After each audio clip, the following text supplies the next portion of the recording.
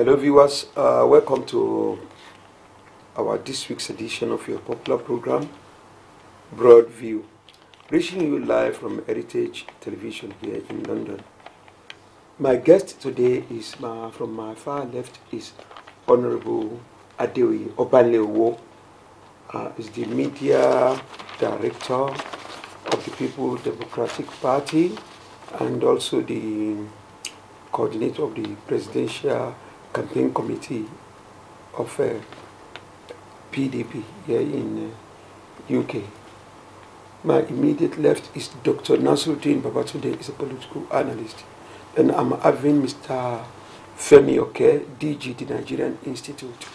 Gentlemen, you're welcome to Heritage Studio. You're welcome. Okay. Thank you. Viewers, last week we are basically preparing for the presidential election in Nigeria. And today, the presidential and the National Assembly election has come and gone. Virtually all the participants on this election, they've actually know their respective places. The president was now, the incumbent president, President Muhammad Buhari, was declared the winner of the last Saturday presidential election. And there are some allegations in the PDP quarters that this election is going to be challenged. Today, we are going to critically look at the series of what has happened before and after the election. Mr. Honorable Obanleowo, I would like to hear your view regarding the election in general. Thank you, Mr. Moderator. The elections, despite the fact that we had that hiccup on the 16th, it was postponed for a week. I had my reservations. The INEC had 4 years to plan meticulously for these elections, so which means everything necessary should have been in place. So the need and the essence for them to have now decided to postpone for a week with just 2 hours notice, I felt that was below par. You know, it was not professional from an organization of that magnitude. But having said that, elections have been conducted, and the incumbent president has now been declared the overall and the majority winner. From a Nigerian perspective, I'm a Nigerian. Irrespective of party affiliation, one needs to be magnanimous in defeat and look at the issues objectively. And having said that, I just believe that most of the time when we conduct elections in Nigeria, there is always issues surrounding electoral fraud and falsification of figures. Even INEC, you know, they couldn't even get certain figures right. You know, most of the figures were not just tallying up, and that, you know, is giving people food for thought. You cannot have a system that is not working, that is always questionable. So when things like this happen, you know, what are you saying to the outside world? That are we sincere and matured enough to manage our own affairs? A country that is almost 60 years, you know, from that we obtained independence.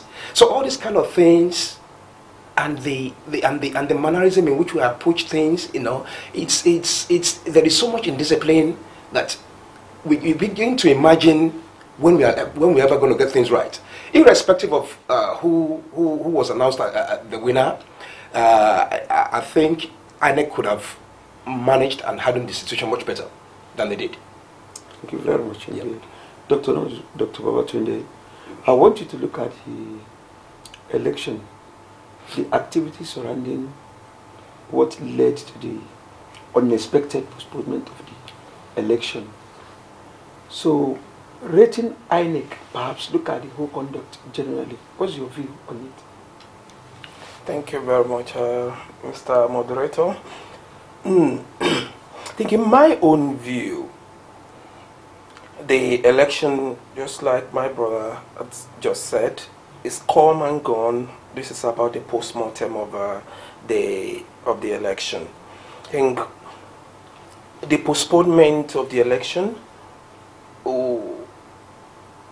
it didn't really sound good. It didn't really sound like something which we have about 4 years to prepare for. However, putting the whole blame at the doorstep of INEC, I think is a bit over the top. Why? Listening to INEC and the excuse which they gave for postponing the election, some of them realistic, some of them not quite. I think it does. Some of them doesn't make any sense to a discerning mind. But there is one of the excuses which they give, which I think deserve critical look. Which one was that? The fact that the politicians, every party, I mean, this is across all party, their activities, what they were supposed to do, the timeline which they were supposed to stick to, they did not. A lot of them ignored all these. Even up till the last minute, there were still some court pronouncements. This will definitely affect... That within the parties? Yeah, from the parties. There were still court pronouncements on some of them. This will definitely affect the preparation of INEC. Imagine a situation where the court pronounced that somebody needs to be on the ballot at the last minute. So some of these things, we know an election of that magnitude requires serious logistic, very serious logistic. So if any little thing fall out of place, if the election is going to be fair and credible, I think they took the best decision in the interest of the nation. So I'm not going to knock INEC so much about the postponement. However, the election has come, the election has gone, the winner declared, and commiseration to the loser. I think, like my brother said as well, we should be magnanimous even in defeat. However, I will not deprive anyone of his own constitutional and legal right. If PDP thinks they've got ground to challenge their defeat or the victory of President Muhammadu Buhari, I think they should go ahead. In the end, as far as I am concerned and as far as Nigeria is concerned, I think it will only serve to enrich our democracy. Brilliant, thank you. Femi, Mr. Femi, okay. I know that while the election was going on, even you are in United Kingdom here, all your mind was in Nigeria. Absolutely. 100%. I know that every bit of the election from state to state. Last week in the Situation Room, both of your comment, I can even see that even you were not even, you may be with us physically, but if you borrow this word, spiritually, you were in Nigeria. Yes. So Femi, I want you to look at that election. Yes. It has come and gone, as the gentleman has said. I want you to look at the issue of, there are some allegations that there were vote buying, money has changed hands, snatching of ballot boxes, creating some kind of a problem at the polling booth. Do you think that INEC putting in place of certain measures like security and logistics that could have prevented all these accusations? First to say that I congratulate President Buhari on his re-election and the declaration today. He's received his certificate. That's a fantastic thing for us and moving forward. So looking at the elections critically, we all know, we're all Nigerians here, so there's nothing new in all these statements, you know, vote buying, vote rigging, vote snatching, ballot stuffing. Even the latest one now is fire ballot. You know, you can have ballot fires. That has never happened So that's before. not happened to us, the newest one. Sadly, we also have election violence, death. These are not new in the lexicon of elections in Nigeria. And the thought that we're saying that this is something new, I think is outrageous. That's one. Two, I would, looking at it, see, one, although I'm an APC sympathizer, and maybe you might say my judgment is clouded, but if we look generally at the feelers from the observers and the critical press out there, it's seen as being generally free and fair. However, there are a few media houses that choose, and other persons choose, to concentrate on those sporadic incidences that are spread widely, not in significant numbers, and balloon those into greater significance than they really are. I mean, that's the reality of it. I mean, of course, yes, there was vote snatching, there was ballot snuffing, and all those ballot stuffing, and there was the incidents that happened in Lagos and the like. But what you're going to look at is how has INEC performed.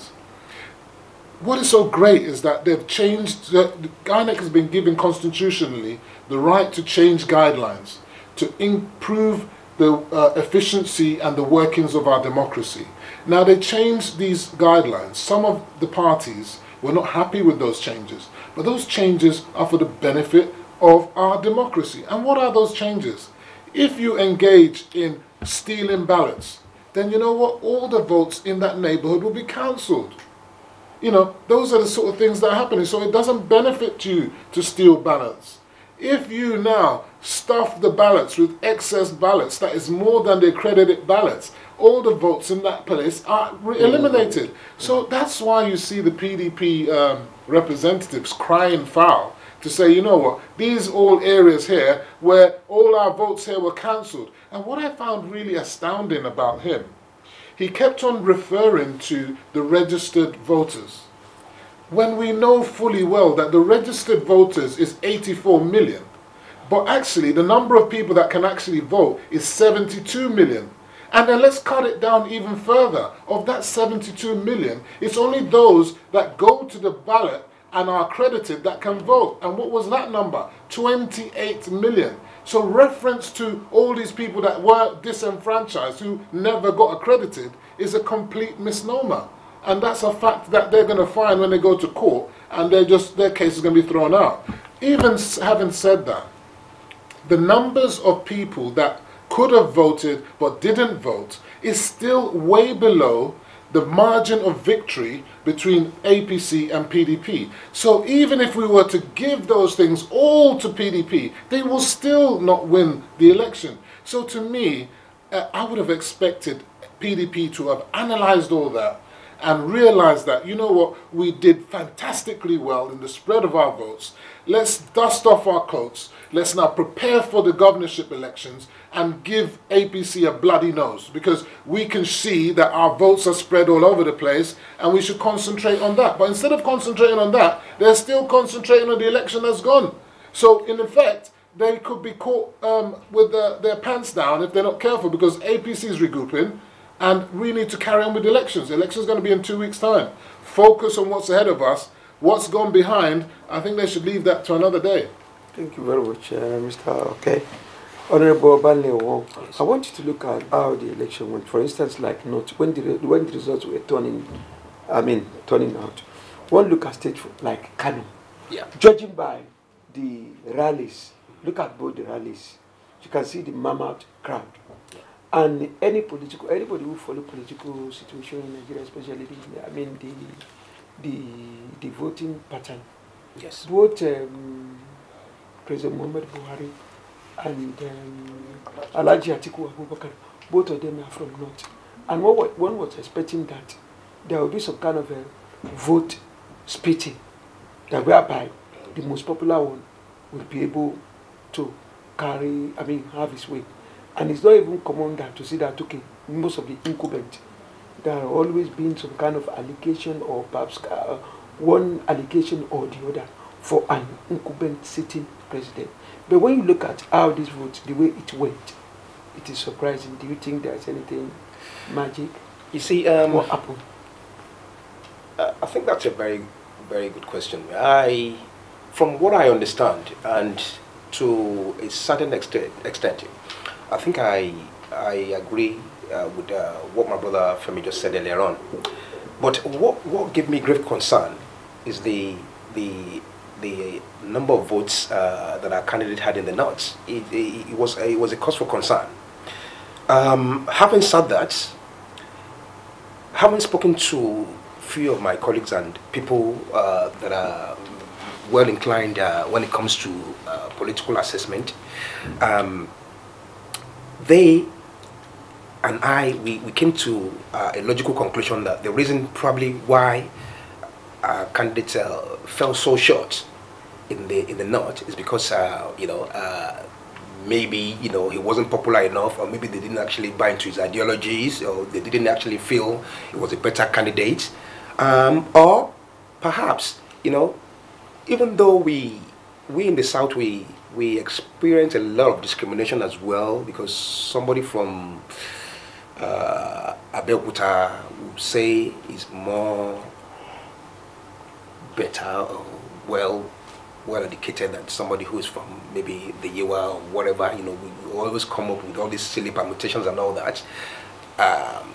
Putting that into retrospect, I think I actually felt when my party presented a larger article to be a front runner for the presidential elections, that obviously it was going to be extremely close. But when the results started coming in, and I looked at Kano, Katsina, and Kaduna states, even Borno, I was astonished at the margin in which APC won in those states compared to the votes we had in the South. So, to just answer your question, I think it was a case of maybe a lot of people, most of the Hausas probably believed more in the incumbent president than what our candidate had to offer. I'm not familiar with the North, Okay. but all I just know is I think they are more loyal than us in the South. When they believe in a particular candidate and they believe in his ideologies, and they believe that obviously this person is going to serve their interest, which he's doing, because everybody can see that in the 4 years of this man's administration, he has favored the Northerners more than the South and the Southeast combined.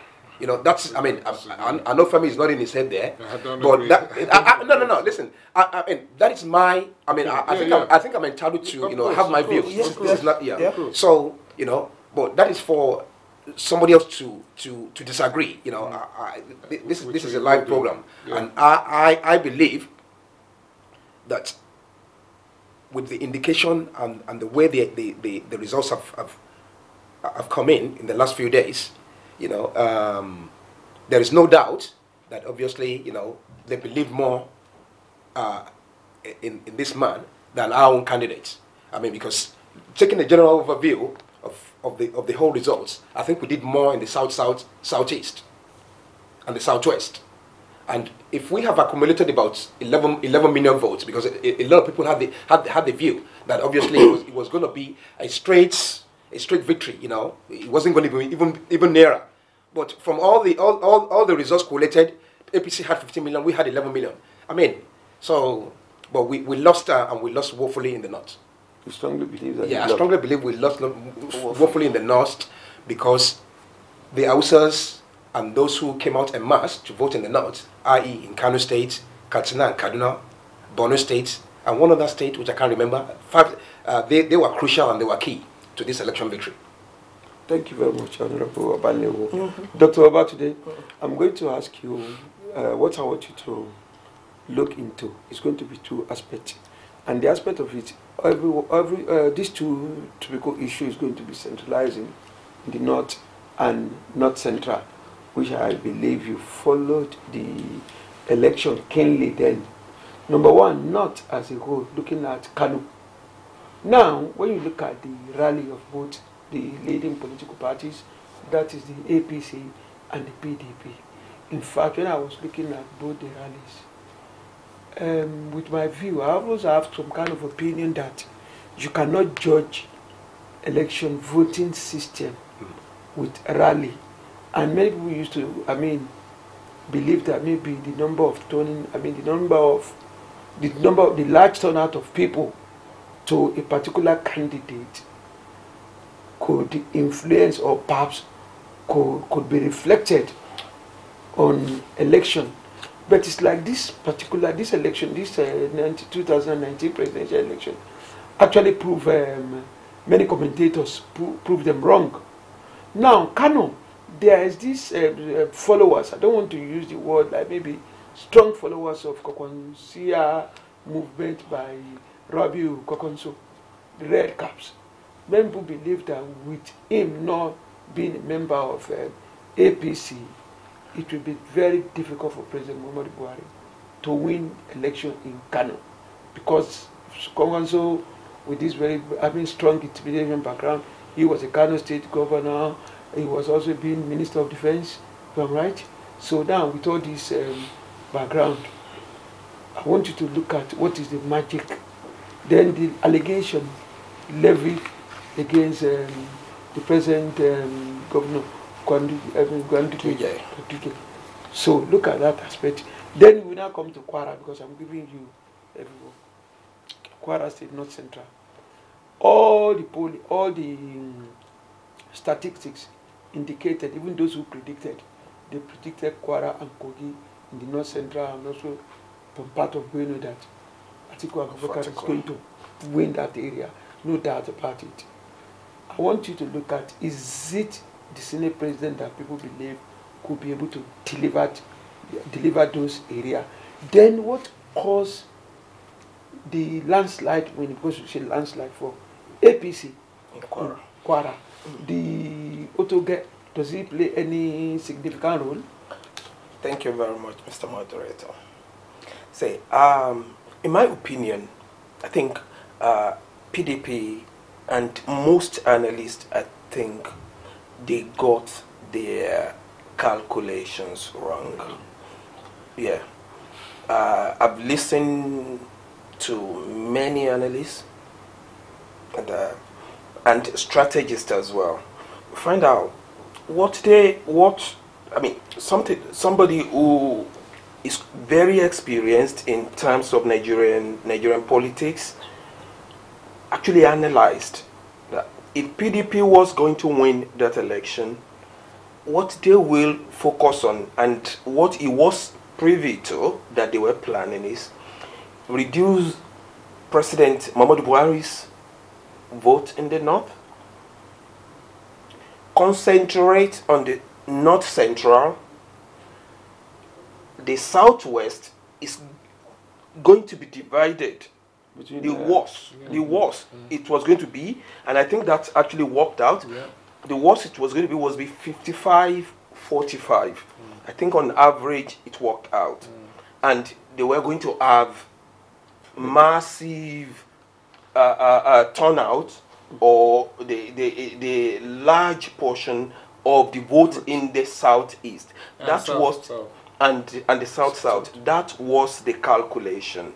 But I think they assumed too much in their calculation. One of their error, they did not really look at the data they have for President Muhammadu Buhari in the north was not enough for them to form an opinion on. The only time President Muhammadu Buhari contested against a northerner was during Yaradua. And they are from the same place. They are from the same place, number one. Number two, even Yaradua, of blessed memory, admitted that that election was flawed. By that admission alone, I will not rely on any data from that election, but PDP went to town with it. Now, come to the North Central, or about the crowd in Kano. I think politicians are just just pathological optimist. You forget the fact that people who comes to your rally, they are of people come there with different reasons. People haven't, like myself, I've never seen President Muhammadu Buhari before. If for whatever reason somebody told me President Muhammadu Buhari will be somewhere at the back here, I will go out and look. I want to just to have a glimpse of him. So people come there, and we are talking of the Talkawas, you're talking of the Almajiris. Whoever comes there, even if it was Shobore, if it was Feladro Toye, whoever comes there, they are likely going to have they're going to have good turnout. You have a lot of people in Kano. Now let's come to the North Central, particularly my own state. I looked, like I say to people, before this election, if you want to know if a poll is right or wrong, if this poll is biased or not, just go for Kwara. Any poll you see that gives Kwara to PDP, just ignore that poll. You know that it is a biased poll. Whoever ignores or ignored Otoge, that movement, whoever ignored the effect of it, that person is, the person was in denial. The person was in denial. I've lived in Ilorin. I was born in Kwara, and I know what is going on there. We've never had that kind of movement before. Say, Otoge, whoever coined that, I think he deserved an award from APC, from whoever. Yeah. It was of a very, very great effect, and the error or the mistake of Bukola Saraki, especially when it comes to the 33. The offer 33. I've been known that these people, those people who were involved, who were eventually arrested, they got the car they used. They know where it was parked. Bukola Saraki was privy to the fact that these were the boys who committed this. And when you were going there, you still went with those boys to the Olofa Palace. I think that these are all the error which Bukola Saraki made, coupled with the fact that there has been this movement before the Otoge. People of Kwara have started asking questions, but I think another mistake he made was, I'm sorry, the PDP man. Bukola Saraki's defection, I think it was not well calculated. So these are, I think all these affected PDP's fortune in that election. Okay, thank you very much indeed, Dr. Babatunde. We would like to go to commercial break. When we come back, we will take it precisely where we are stopping. So, commercial department. Heritage Television. Promoting African culture and heritage at its best. From talk shows that concern you to both local and international news that relates to you. From grassroots football to African children's programs. Heritage Television. We cover your social and special events like weddings, birthdays, church anniversaries, and so on, and broadcast them live on our apps and online.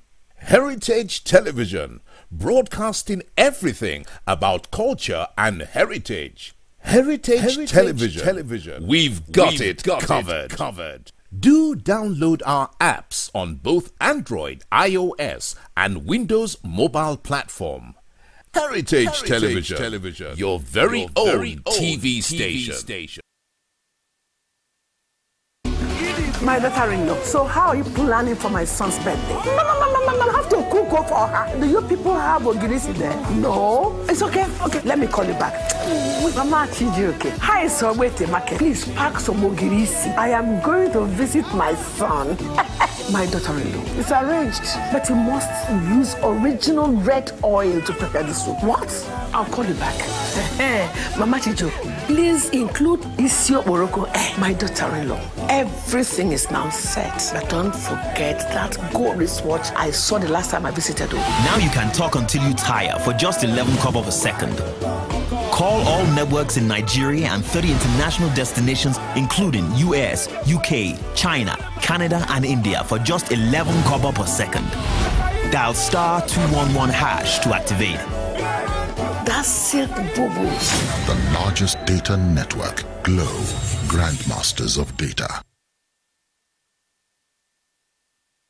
Heritage Television. Promoting African culture and heritage at its best. From talk shows that concern you to both local and international news that relates to you. From grassroots football to African children's programs. Heritage Television. We cover your social and special events like weddings, birthdays, church anniversaries, and so on, and broadcast them live on our apps and online. Heritage Television, broadcasting everything about culture and heritage. Heritage Television. We've got it covered. Do download our apps on both Android, iOS, and Windows mobile platform. Heritage Television, your very own TV station.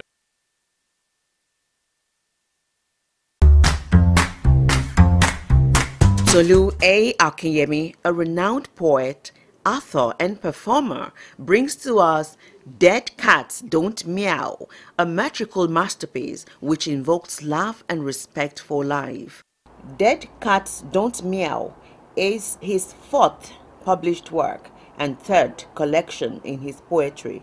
For the discerning series, after Dead Lions Don't Roar and Dead Dogs Don't Bark, Tolu shares his gift of writing with people far and wide. Recently, he received an endorsement as a writer with exceptional talent from the Arts Council England. Each poem examines a part of life, a sensation, a reaction, or an emotion. Individually, the verses breathe their own beat, while the collection knits together perfectly to present an idyllic anthology. Dead Cats Don't Meow is written to help you find your own voice in a world with a cacophony of voices. Join Tolu A. Akinyemi at one of the 4 events to celebrate the launch of Dead Cats Don't Meow. Thursday, April 4, 2019, 7 p.m. to 9:30 p.m. at the Poetry Cafe, the Poetry Society, 22 Betterton Street, Covent Garden, London. Saturday, April 13th, 2019, 4 p.m. to 8 p.m. at Museum Center, Function Room, 8 and 9 Marina Road, Onikan, Lagos, Nigeria. Thursday, May 2, 2019, 7 p.m. to 9:30 p.m. The Lead and Feel, 23 Westgate Road, Newcastle upon Tyne. Thursday, May 9, 2019, 5:45 p.m. to 7:15 p.m. The Avenue Library and Learning Center, 9 Victoria Avenue East, Blackley, Manchester. RSVP, tolutoludo.com. Dead Cats Don't Meow will be available from April 4, 2019 from Waterstones, Barnes & Noble, eBay, Amazon, Pataba, and other outlets. It's also now available to pre-order on Amazon Kindle. Welcome back, viewers. Before we go on commercial break, basically we just actually round up with the analysis of North Central, then the Kano, the North in general. We looked at both the performances of both the 2 frontline political parties in Nigeria, that's the APC and then the PDP. So thank you, Dr. Babatunde, for your in-depth analysis on these strong regions. So, as this region, I would like to come to you, Dr. Femi. Yes. Femi. DG. No, not Dr. Yeah, Femi Oke. DG, the Nigerian Institute. I want you to look at Ogun State. I know it's your constituency. It's our. You're okay with Dr. Obanleowo as well. Okay. I want you to look at Ogun State. Prior to the election, during the APC rally, we all knew actually what happened to that rally. That rally was disrupted. Then many people were believing that with this kind of disruption, somebody called me and said, look, that is a very strong signal. Those of you who are on political desk, you're going to see what is going to happen, that the APC is going to lose that election. That is some of the indication of signs that you will see that definitely that party is not popular. And I said to that person, I said, but the governor is also a stakeholder and is still a member of APC. Also, he will be contesting in the forthcoming election as a senatorial candidate of that party. So, Femi, with the result of Ogun State, despite the problem that happened since their gubernatorial primary, everybody was expecting that factor, that issue of Dapo Abiodun and Akinlade and the governor, Senator Ebikula Abosu, that is going to affect APC. Okay. So what really happened? Can you please brief us? I mean, I too were privy to some PDPians, as we call them, or PDP supporters, who were assuming that, because of the infighting, as usually is the case, that when there's infighting with the party, then the opposition comes in through the back door and gets victory. But I said, and that's exactly what happened in Imo, because if you look at Imo, the Imo state went to PDP. Right, but in Ogun State is a progressive state, was always an APC state. It was never a PDP state. The time it went to PDP was when... but Governor Gbenga Daniel was elected. I'm talking about that. When Gbenga Daniels was foisted on the people in order to allow Obasanjo's second term. So that's what happened there. And also that was the result of Oshoba trying to do what people considered to be a third term. Because remember, he had the first term during the first time, and then he now had a second term, and people thought he's now trying to go for a third term. So all that, because people need to look at the generics of the local politics to know exactly what's going on. Amosun did say, Amosun said quite vividly at the botched rally that all my people are going to vote for Buhari. So it was certain. But what surprised me was the level of PDP support, because they got 194,000 thereabouts votes, and the difference between them and APC was about 80,000 votes. You see, that's not a big difference. So, but what's going to happen in the governorship election is it's not. I don't see PDP. Well, the funny thing is, it's possible that PDP could come in through the back door in the governorship if they stick to that level of voting, because the likelihood is that the APC vote is going to be split between APM and APC. So if that happens and the PDP can hold their vote, it's possible that they could come. And don't forget, there's also GNI, who's from another party. I can't remember. Is it ADC? Yeah, ADC. Yeah. So that also is going to split that APC vote. I'm not sure if he's going to take anything from PDP. So if PDP are strong, and the problem I find for Dapo Abiodun is that the PDP vote was essentially strong in Ogun East, which is where Dapo Abiodun is from. He's from Remo. Yeah. What about the deputy from Ogun State as well, Dr. Ruben Abati? Yes, yeah, of course. So what I'm suggesting to you is... Ruben Abati. No, I think PDP. Yeah. He's a PDP.